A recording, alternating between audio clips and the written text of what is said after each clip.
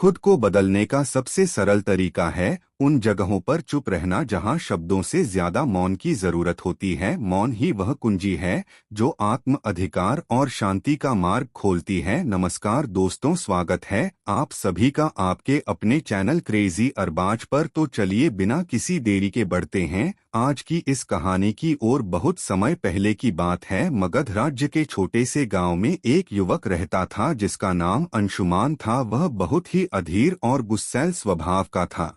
छोटी छोटी बातों पर बहस करना और हर बात का उत्तर तुरंत देना उसकी आदत बन चुकी थी। धीरे धीरे उसके इस स्वभाव के कारण लोग उसे कतरा लगे। अंशुमान खुद भी इस बात को महसूस करता था कि उसका स्वभाव उसके जीवन में शांति और खुशियां लाने के बजाय तनाव और अकेलापन बढ़ा रहा है, लेकिन वह समझ नहीं पा रहा था कि उसे स्थिति से कैसे बाहर निकलना चाहिए। एक दिन उसने सुना कि पास के जंगल में भगवान बुद्ध का प्रवचन हो रहा है। बुद्ध के बारे में उसने बहुत कुछ सुन रखा था, उनकी करुणा, उनका ज्ञान और उनके द्वारा दी गई जीवन की शिक्षाएं। यह सुनकर अंशुमान ने सोचा शायद मुझे मेरे सवालों के जवाब वहां मिल जाएं। वह जल्दी ही प्रवचन स्थल पर पहुंचा। वहां बड़ी भीड़ जमा थी। बुद्ध अपने सरल और स्पष्ट शब्दों में जीवन की गहराइयों को समझा रहे थे। उसी समय बुद्ध ने सभा को संबोधित करते हुए कहा, यदि तुम अपने जीवन में सच्चा बदलाव लाना चाहते हो तो 10 जगहों पर चुप रहना सीखो। यह सुनकर अंशुमान को कुछ आशा की किरण दिखी। प्रवचन समाप्त होने के बाद वह बुद्ध के पास गया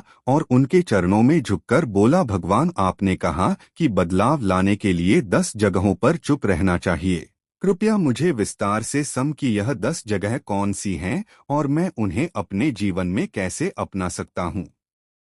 बुद्ध मुस्कुराए और बोले, यह जानने के लिए तुम्हें धैर्य, अनुशासन और आत्मनिरीक्षण की आवश्यकता होगी। अगर तुम इन शिक्षाओं को अपनाने के लिए तैयार हो तो मेरे साथ चलो। अंशुमान ने सहमति जताई और इस तरह उसकी यात्रा शुरू हुई। पहला स्थान, जब कोई तुम्हारी आलोचना करे। बुद्ध ने अंशुमान को पहले स्थान की शिक्षा दी। अंशुमान, जब कोई तुम्हारी आलोचना करे तो चुप रहो। आलोचना तुम्हारे लिए सीखने का अवसर है। यदि तुम गुस्से में प्रतिक्रिया दोगे तो तुम कुछ भी नहीं सीख पाओगे, लेकिन अगर तुम चुप रहकर सोचोगे तो तुम समझ सकोगे कि वह आलोचना सही है या गलत। बुद्ध ने उसे एक उदाहरण दिया। एक बार एक व्यक्ति ने मुझे अपशब्द कहे। मैंने चुप रहकर उसकी बात सुनी। जब वह थक गया तो मैंने उससे पूछा, अगर तुम किसी को उपहार दो और वह उसे ना ले तो वह उपहार किसके पास रहेगा? वह बोला, मेरे पास। मैंने कहा, तुम्हारे यह शब्द भी तुम्हारे पास ही रहेंगे क्योंकि मैंने इन्हें स्वीकार नहीं किया। अंशुमान ने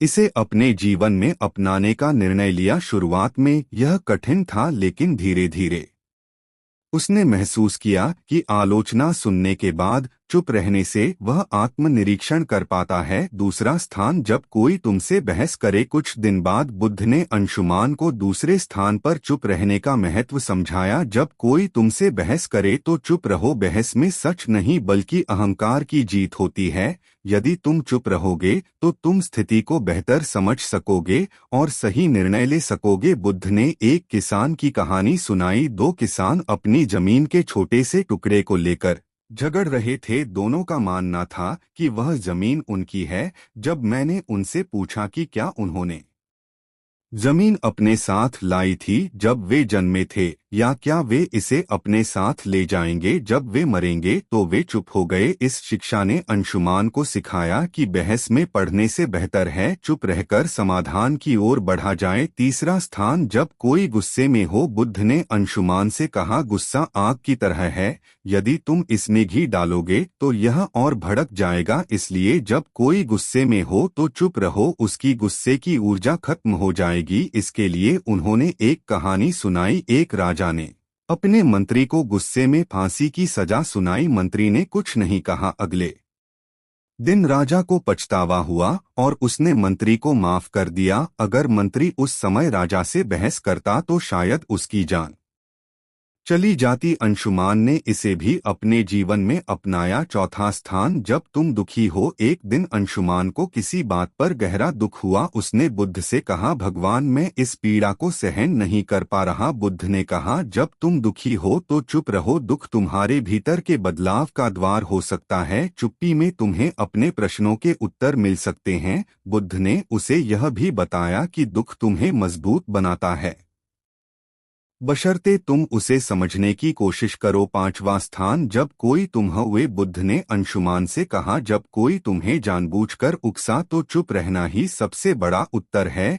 यह तुम्हारी शक्ति और धैर्य को दर्शाता है। उन्होंने एक साधु की कहानी सुनाई। एक बार एक साधु को गांव के लोग परेशान करते थे, लेकिन वह साधु हमेशा शांत रहता था। धीरे धीरे गांव वालों ने उसे तंग करना छोड़ दिया। उनकी चुप्पी ने उन्हें बदल दिया। छठा स्थान, जब तुम्हें दूसरों की मदद ना करनी हो। बुद्ध ने समझाया, हर जगह मदद करने की जरूरत नहीं होती। जब कोई तुम्हारी राय ना मांगे तो चुप रहना बेहतर है। यह शिक्षा अंशुमान के लिए बहुत उपयोगी साबित हुई। सातवां स्थान, जब तुम्हें अपने ज्ञान पर घमंड हो। बुद्ध ने कहा, ज्ञान विनम्रता का आभूषण है। यदि तुम अपने ज्ञान का प्रदर्शन करोगे तो वह खोखला हो जाएगा। आठवां स्थान, जब कोई सत्य सुनने को तैयार ना हो। बुद्ध ने अंशुमान से कहा, सत्य का मूल्य तब तक नहीं होता जब तक उसे स्वीकार करने वाला तैयार ना हो। ऐसे में तुम्हारे शब्द व्यर्थ होंगे और तुम केवल अपना समय और ऊर्जा खो दोगे। फिर उन्होंने विस्तार से बताया, जब तुम किसी को सत्य बताने की कोशिश करोगे लेकिन वह अपने भ्रम या अहंकार में डूबा होगा तो तुम्हारे शब्द उसे असहज कर देंगे। ऐसे समय में चुप रहना ही सबसे बड़ा उपाय है। सत्य का बीज तभी फलेगा। बुद्ध ने अंशुमान को एक कहानी सुनाई। एक राजा के दरबार में एक साधु आया और कहा, राजन, तुम्हारे निर्णय गलत हैं। राजा को यह सुनकर गुस्सा आ गया और उसने साधु को दरबार से बाहर फेंकने का आदेश दिया। साधु ने जाते जाते कहा, सत्य कहने का समय अभी नहीं आया। जब तुम्हारा मन इसे समझने के लिए तैयार होगा तब मैं लौटूंगा। वर्षों बाद राजा ने अपनी गलतियों से सीख ली और साधु को फिर से बुलाया। इस बार राजा ने न केवल साधु की बात सुनी बल्कि उसे अपने जीवन का मार्गदर्शक भी बनाया। बुद्ध ने अंशुमान को समझाया, सत्य का प्रभाव तभी होता है जब सुनने वाला उसे ग्रहण करने के लिए तैयार हो। नौवां स्थान, जब परिस्थितियां तुम्हारे नियंत्रण में ना हो। बुद्ध ने कहा, जीवन में कई बार ऐसी स्थितियां आती हैं जिन्हें तुम बदल नहीं सकते। उन पर क्रोधित या व्याकुल होकर तुम केवल अपनी शांति को खोगे। ऐसे समय में चुप रहना ही सबसे बुद्धिमानी है। उन्होंने समझाया, चुप रहना कोई कमजोरी नहीं बल्कि धैर्य और संतुलन का प्रतीक है। जब परिस्थिति तुम्हारे बस में नहीं हो तो उसे स्वीकार करो और शांत रहो, यही मानसिक शक्ति का आधार है। बुद्ध ने एक घटना का जिक्र किया। एक बार एक किसान ने बुद्ध से पूछा, मेरा खेत सूखा पड़ा है, बारिश नहीं हो रही, मैं क्या करूं? बुद्ध ने कर दिया, तुम बारिश नहीं बदल सकते लेकिन तुम अपनी मेहनत को दिशा दे सकते हो। चुप रहो और अपने खेत के लिए वैकल्पिक उपाय खोजो। शांति से सोचो और समाधान खुद आ जाएगा। किसान ने यही किया और जल्द ही उसकी समस्या हल हो गई। बुद्ध ने कहा, जब परिस्थितियां तुम्हारे नियंत्रण में ना हो तो चुप रहकर धैर्य और समाधान की दिशा में काम करना ही तुम्हारी सबसे बड़ी ताकत है। 10वां स्थान, जब तुम्हारा दिल भर जाए। बुद्ध ने अंशुमान से कहा, जब तुम्हारा हृदय कृतज्ञता, प्रेम और शांति से भर जाए तो इसे शब्दों की आवश्यकता नहीं होती। ऐसी स्थिति में चुप्पी स्वयं एक भाषा बन जाती है। यह तुम्हारे भीतर की सबसे बड़ी खुशी है। उन्होंने इसे और स्पष्ट करते हुए कहा, कृतज्ञता का सबसे शुद्ध रूप मौन में प्रकट होता है। जब तुम अपने जीवन में आनंदित महसूस करो तो इसे बाहरी अभिव्यक्ति की आवश्यकता नहीं होती। यह चुप्पी तुम्हारी आत्मा की खुशी का प्रतीक होती है। एक प्रेरणादायक कथा। बुद्ध ने अंशुमान को एक छोटी कहानी सुनाई। एक बार एक शिष्य को उसके गुरु ने आत्मज्ञान का अनुभव कराया। शिष्य का हृदय कृतज्ञता से भर गया। उसने गुरु से कहा, मैं आपको धन्यवाद देना चाहता हूँ लेकिन शब्द पर्याप्त नहीं लगते। गुरु मुस्कुराए और बोले, तुम्हारी चुप्पी ही मेरे लिए सबसे बड़ा धन्यवाद है, इसे बनाए रख। बुद्ध ने समझाया, जब दिल भर जाए तो शब्दों की आवश्यकता नहीं होती। मौन तुम्हारी सबसे बड़ी अभिव्यक्ति है। अंशुमान ने जब बुद्ध से 10 जगहों पर चुप रहने का ज्ञान लिया तो बुद्ध ने उसे तुरंत अभ्यास में डालने का निर्णय लिया। उन्होंने कहा, ज्ञान का मूल्य तभी है जब इसे जीवन में लागू किया जाए। मैं तुम्हें कुछ परीक्षाओं से गुजरने का अवसर दूंगा। इन परीक्षाओं से तुम सीखो कि चुप्पी वास्तव में तुम्हें कितना बदल सकती है। अंशुमान ने सहमति दी और बुद्ध के मार्गदर्शन में अपने जीवन के इस नए अध्याय की शुरुआत की। बुद्ध ने अंशुमान को एक गांव भेजा जहां लोगों को उसकी पुरानी आदतों के बारे में बताया गया। जैसे ही अंशुमान वहां पहुंचा, लोगों ने उसे बुरा भला कहना शुरू कर दिया। गांव वालों ने कहा, तुम्हारे जैसे लोग कभी नहीं बदल सकते, तुम हमेशा दूसरों को दोष देते हो, तुम यहाँ क्यों आए हो। अंशुमान का स्वभाव था कि वह तुरंत जवाब दे और खुद को सही साबित करें, लेकिन इस बार उसने बुद्ध का बताया पहला स्थान याद किया। जब कोई तुम्हारी आलोचना करे तो चुप रहो। वह शांत खड़ा रहा। धीरे धीरे गांव वाले थक गए और उसकी चुप्पी देखकर हैरान हो गए। उन्होंने महसूस किया कि वह बदल चुका है। अंशुमान बुद्ध के पास लौटा और कहा, भगवान, चुप रहना कठिन था, लेकिन इससे मुझे एक नई ऊर्जा मिली। बुद्ध मुस्कुराए और बोले, यही पहला कदम है, अब अगली परीक्षा के लिए तैयार हो जाओ। दूसरी परीक्षा, जब कोई बहस करे। बुद्ध ने अंशुमान को एक व्यापारी के पास भेजा जो हमेशा अपने ग्राहकों से बहस करता रहता था। बुद्ध ने कहा, इस व्यापारी से कोई सवाल पूछो और जब वह बहस करे तो चुप रहो। अंशुमान व्यापारी के पास गया और पूछा, आपके सामान की कीमत इतनी अधिक क्यों है। व्यापारी तुरंत गुस्से में आ गया और बहस करने लगा, तुम्हें क्या पता कि मैं कितना मेहनत करता हूँ, क्या तुम मेरे काम की कदर नहीं करते। अंशुमान ने बुद्ध के दूसरे स्थान को याद किया, जब कोई बहस करे तो चुप रहो। वह शांत खड़ा रहा। उसकी चुप्पी ने व्यापारी को सोचने पर मजबूर कर दिया। उसने महसूस किया कि बहस का कोई अर्थ नहीं है। तीसरी परीक्षा, गुस्से का सामना करना। अब बुद्ध ने अंशुमान को एक ऐसे व्यक्ति के पास भेजा जो अपने गुस्से के लिए कुख्यात था। अंशुमान को उसके पास जाकर मदद मांगने को कहा। उस व्यक्ति ने गुस्से में कहा, तुम्हें मुझसे मदद चाहिए, तुम्हारी हिम्मत कैसे हुई। अंशुमान ने पहले की तरह जवाब देने की बजाय चुप रहने का निर्णय लिया। धीरे धीरे उस व्यक्ति का गुस्सा शांत हो गया।